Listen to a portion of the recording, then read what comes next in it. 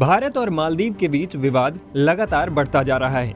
PM Modi के लक्षद्वीप दौरे के बाद से ही भारत और मालदीव के बीच लगातार तनाव बढ़ रहा है और अब मालदीव ने इस तनाव को और ज्यादा बढ़ा दिया है। मालदीव के राष्ट्रपति मोहम्मद मुइज़ू ने भारत को लेकर एक बड़ा फैसला लिया है। मालदीव की मोहम्मद मुइज़ू सरकार ने भारतीय सैनिकों से 15 मार्च तक देश छोड़ने के लिए कहा है।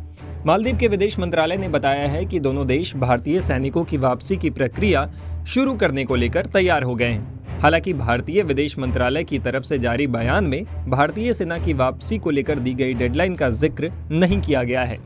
इस मामले पर भारतीय विदेश मंत्रालय की तरफ से बयान जारी कर बताया गया कि माले में उच्च स्तरीय कोर ग्रुप की बैठक हुई।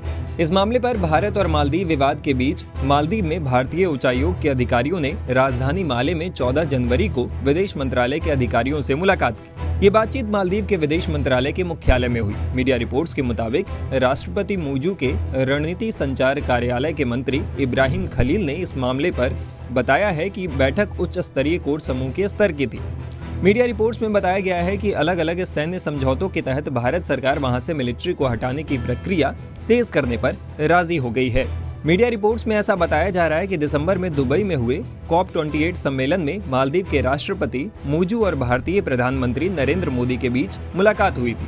उसी दौरान मालदीव और भारत ने इस कोर समूह को गठित करने पर सहमति जताई थी। हालांकि इस बैठक के तुरंत बाद ही मालदीव ने भारत से सैनिकों के 15 मार्च तक देश छोड़ने के आदेश दे दिए। बता दें कि भारतीय सैनिक की मालदीव से वापसी की चर्चा मुइज़ू सरकार के 3 मंत्रियों की तरफ से पीएम मोदी के खिलाफ की गई अपमानजनक टिप्पणियों के बाद शुरू हुई है। इसके बाद भारत और मालदीव के बीच तनाव बढ़ गया। इसी बीच मालदीव के राष्ट्रपति चीन के दौरे पर रहे और वहां से लौटने के बाद ही उन्होंने भारत के सैनिकों की मालदीव से वापसी की बात कह दी। इस मामले के बाद अब भारत और मालदीव के बीच तनाव और ज्यादा बढ़ता दिख रहा है। टाइम्स नाउ भारत डिजिटल की रिपोर्ट।